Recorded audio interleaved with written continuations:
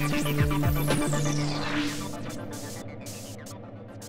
Ovais Mangalwala and I'm here at the most happening food street of Karachi, Boat Basin, with someone who is being stared at more than me. He is Mr. Turi Munthe and he is here from London.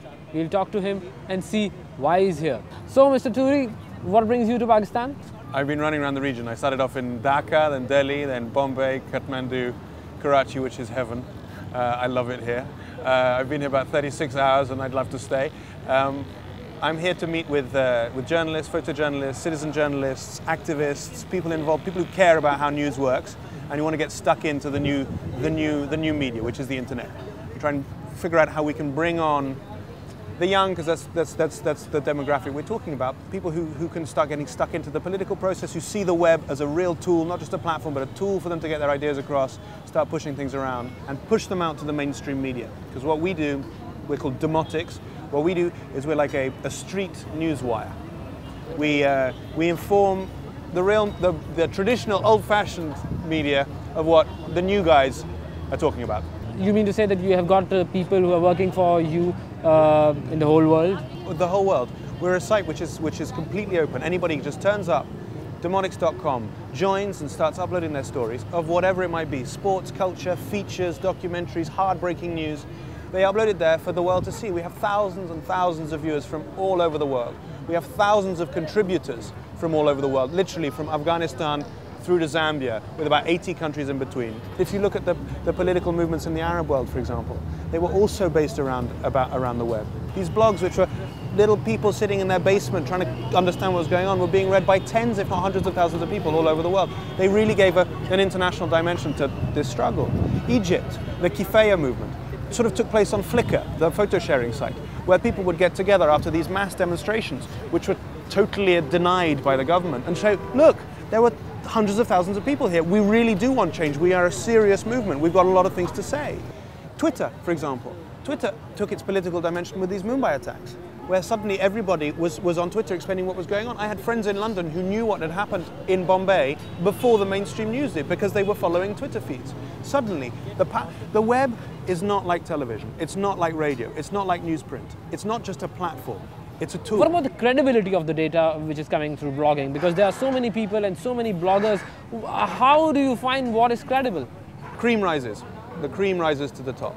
And what ends up happening is somebody's a very good blogger. They blog about little things here and there from time to time. One person reads them, they tell their friends. 10 people read them, they tell their friends. 1,000 people read them, they tell their friends. And these guys, they start rising. Let's start having food. Mm-hmm. A handi. This is a handi. Yeah, this is a handi. So, anything which you want to mention to our viewers, to our audiences, to the youngsters who are coming up? How important is blogging and why should they come in this thing?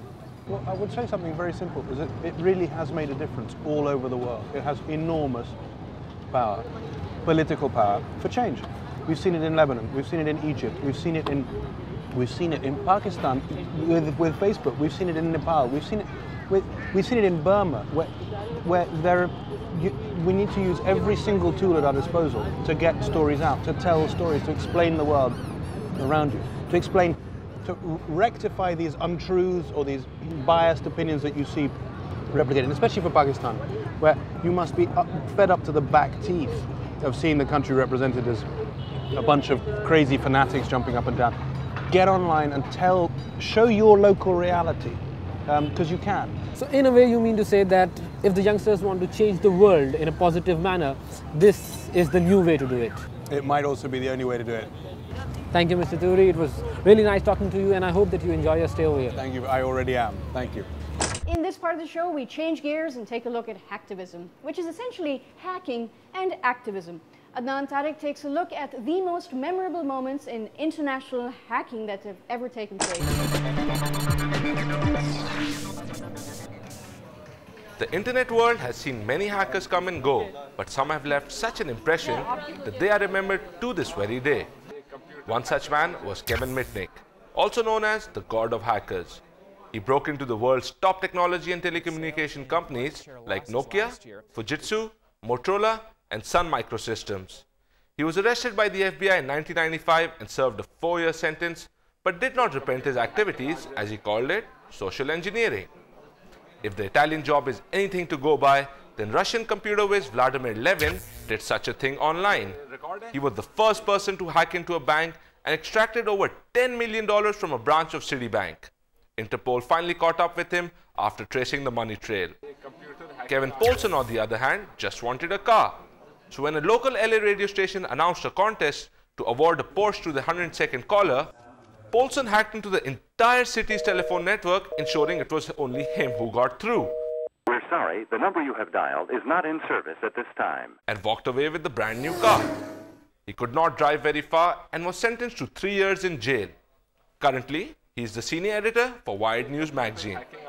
And lastly, we have a minor whose identity has been kept secret, nicknamed Mafia Boy, who hacked into websites like eBay, Amazon and Yahoo and ordered a denial of service attack on them.